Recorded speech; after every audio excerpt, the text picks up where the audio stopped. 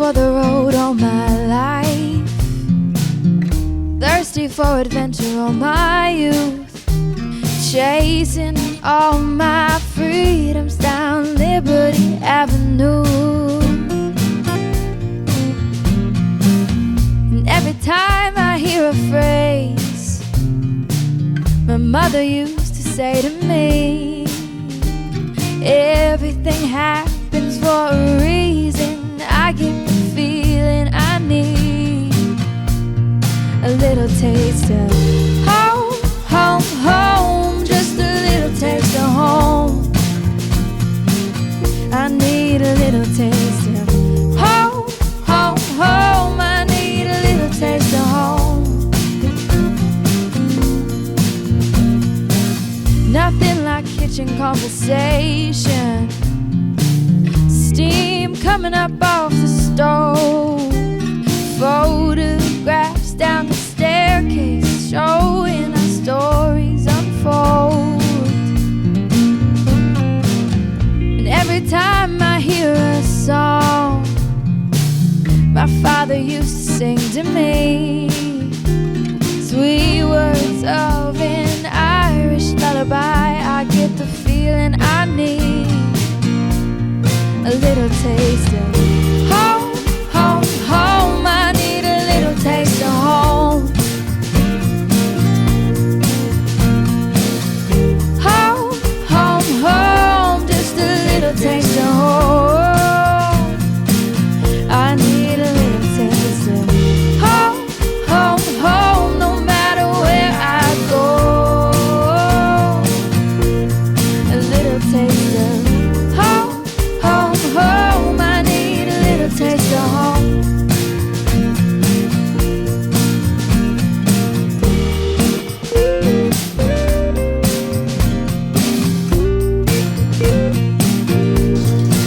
So wagon girl, Jasmine.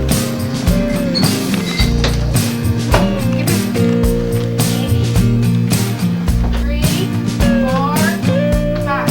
Now face her towards it. Move that. You might want to move that rug. Just bought my ticket, I'll pick up the phone. Oh. See it, Lens. Wedding Calling to tell you that I'm coming home. Happy birthday Home, home, home, I'm coming home. I need a little taste of home, home, home, I'm coming home. A little taste of home, home, home, I need a little taste of home. Little taste of home, home, home, I'm coming home. Home, home, home, I need a little taste of home.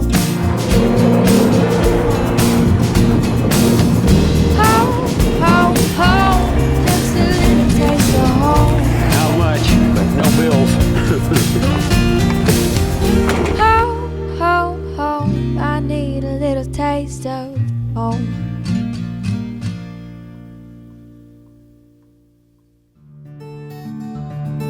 Dad got out of the service, and him and his brother Francis, they bought a farm over by Coggin. They had 120 acres together.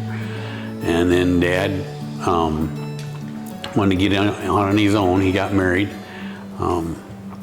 Let's see, Dad got married in 1950 to my mom. And I wasn't born till 55. And anyway, in between time there, why, him and his brother kind of separated, and his brother bought Dad out on that farm over there, and Dad bought this farm in 1960. And we moved over here. That was the first year. I was 5 years old, and I started school here. My sister Linda was born yet then, and then Judy come along January 1st of 1960. What do you mean Grandpa bought the farm? Like, what did that include? Like, The 320 here. okay. He bought 320. That was the home farm. and we lived down there.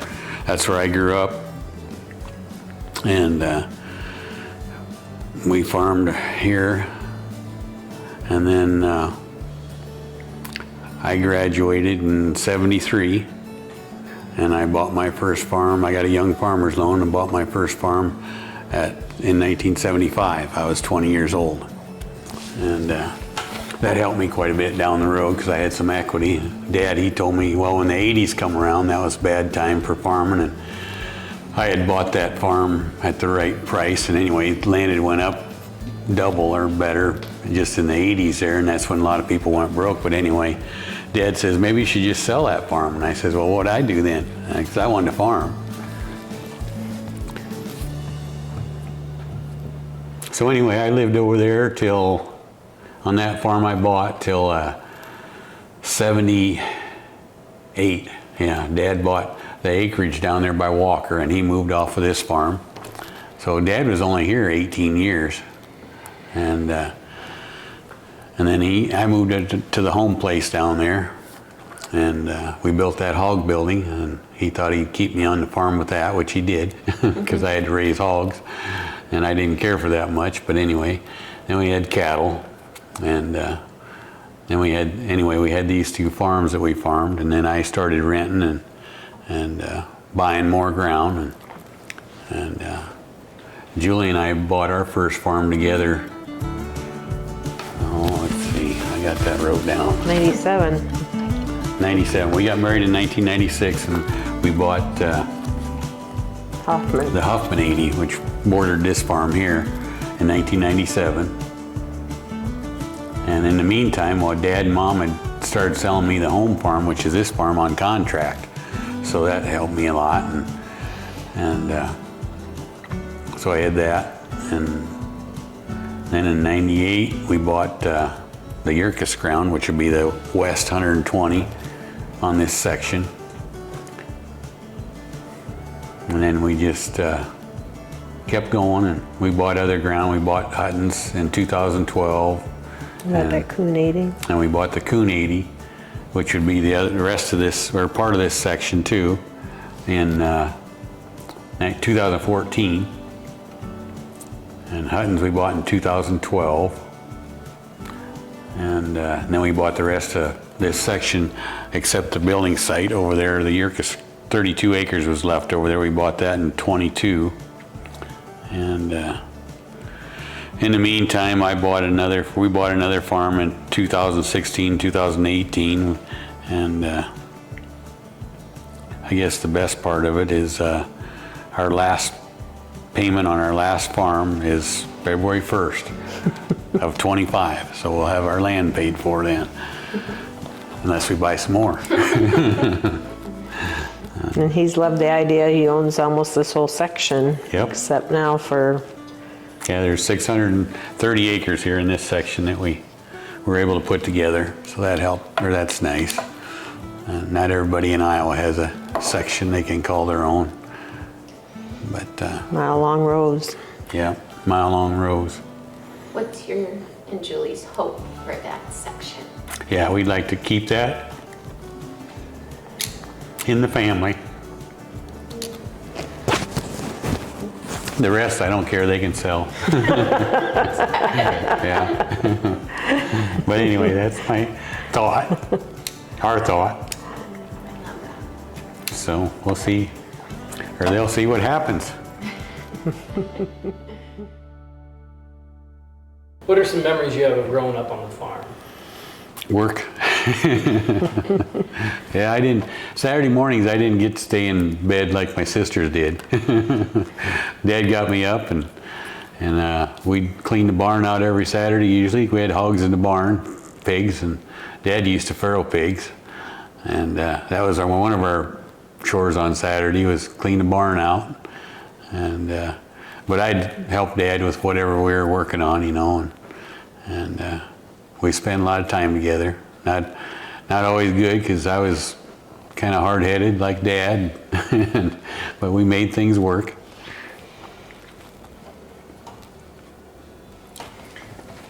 You didn't get to play sports. Yep, got the old baseball story. I played, I really liked baseball. I played till I was in 8th grade, and I come home late from school. I used to ride my bike to school. I could make it to school in 20 minutes, 5 miles with my 1-speed bike. And that's when 150 wasn't very busy. And anyway, I come home late after school, and Dad says, "Where was you?" And I says, "Well, I stayed for baseball practice." He said, "That's not going to happen." So I farmed. I'm glad I did. But over the years, that was probably the hardest for me, watching the other kids go play ball. Sorry. But anyway, we got through that, and I'm glad Dad, you know, he stuck with me. And like I say, I wasn't always a perfect boy. I had my troubles, and Dad had some of his too, but we made it. And eventually, he sold me the farm, and things have progressed pretty well. We've been fortunate. Julie had a good job in town, and she paid for the insurance for all the kids and stuff, so that worked out. Yeah, the baseball thing was probably the hardest, but I learned that I could get by with that, and Dad let me buy a car when I was 15, my first car, and bought it with my 4-H money, and you know, things went on. He wasn't always that harsh on me, but I thought that was the end of the world. It's a hard lesson at that age. But I can't complain nowadays, so that's worked out.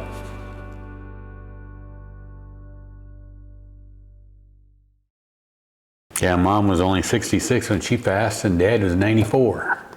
So quite a span there. Yeah. Mom was 9 years younger than Dad, and we always figured Mom would outlive Dad, but that wasn't the case. No. Did everything that a farm family would do, I guess. Yeah. Think about they'd go on vacation, or they'd take us on vacation. I think the only longest trip we went was to Georgia to see Rex Yurkus. But that was, I don't know how old we were, but I remember going down there. That was the longest trip. Otherwise, we didn't do too much. Farming back then was a whole different deal. Farming took a lot more time than what it does today. And I can remember my folks that my dad started out picking corn by hand. Yeah, that's I always tell the story about Dad too. He started with horses. My dad did, and he got to ride in the combine with Auto Track when we were combining beans and combining corn. He didn't have to steer the combine. He'd just shake his head. He says, "I can't believe this." When they did corn on the cob, and then you had to shell the corn in a sheller. Yeah, pick your corn. Yeah, and pick your corn. That's what I was looking for. Yeah. 2 head, 4 head, maybe, if you're lucky. Yeah, things have changed a lot. I wonder what it'll be like in 20 years.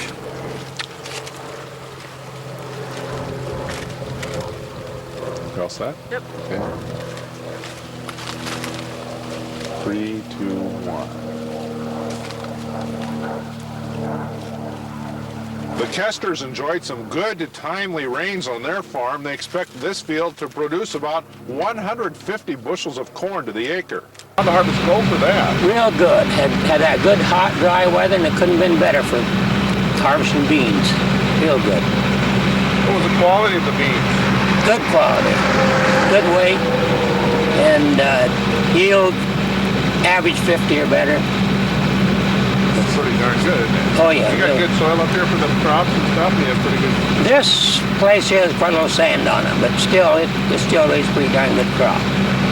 So you're getting into corn today. Can you tell us what you've been doing or how you got started today and where you're at? Well, my son just opened the field. I've been following with the wagon. He's unloaded on the go.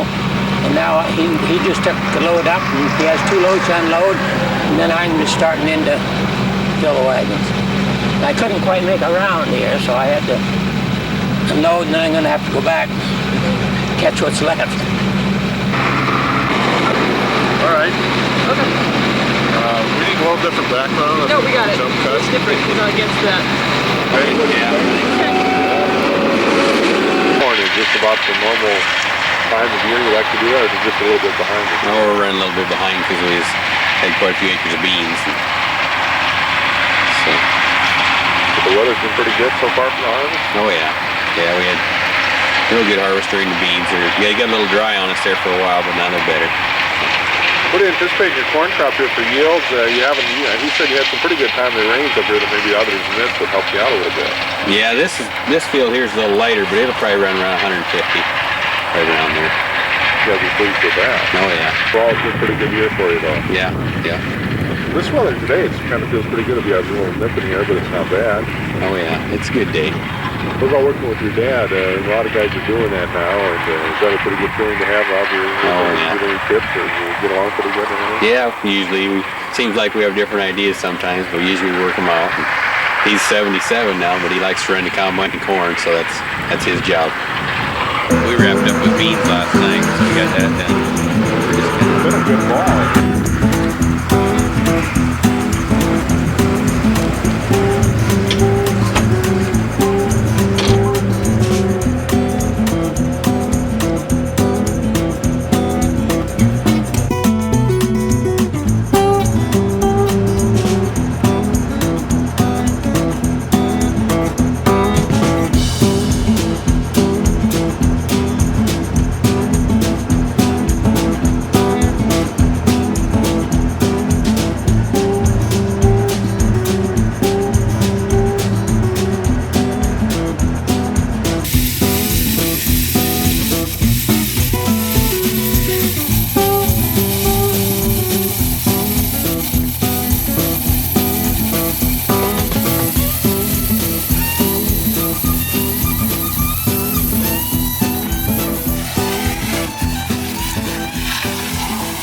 Bill was a hardcore John Deere guy, and now there's not a whole lot of that left here.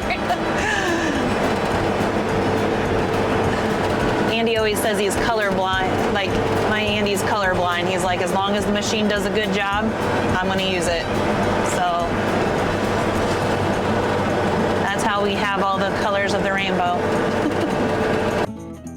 Bill Kester. So when I think of Bill Kester, I think of a man who fiercely loves his family. And I also think of gratitude. Gratitude from Andy and I, because we are so grateful that he has given us the opportunity that he has to be able to farm. Being a first generation, building a first generation farm at this day and age is unheard of. So if we had not had the opportunity Bill has given us, we would not be doing what we love to do.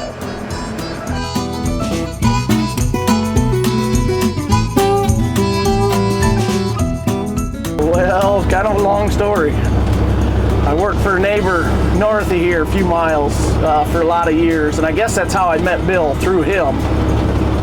And then I guess the grace of the good Lord put us in touch when that deal kind of fell through, and kind of ran with it from there. I had some acres of my own, didn't have any equipment to utilize, so I came to Bill and asked if I could rent his machinery, and I guess, as they say, the rest was history. Worked out really well. Yep, probably the first 3, at least. Probably more than that before I kind of came on board more and more too, because there was plenty of help early on. So I didn't really need to be around, so to speak. But yeah, no, there's probably, I'd say, because Bill ran the combine, I know, for the first couple of years, at least. And then he trucked and did other things once he got out of the combine. And then I think my dad took over the combine duties up until 3 years ago. Yeah, this would be the second season for me running it full time. Yeah, it's pretty amazing getting the opportunity Bill's given us to do this, and show him that we can do it, and hopefully, well, he tells us we do a very good job, so I gotta believe him. Try to do the best we can. Julie's just like a mother, and Bill's just like a father, and they're just good people that way. They're good people. I mean, he worked his butt off to get what he's got, and he doesn't deny that at all. Family's all been there to help him, and I know the girls, I've heard them tell stories where they had to go do chores, and that's one thing we don't really experience is the livestock end of it either.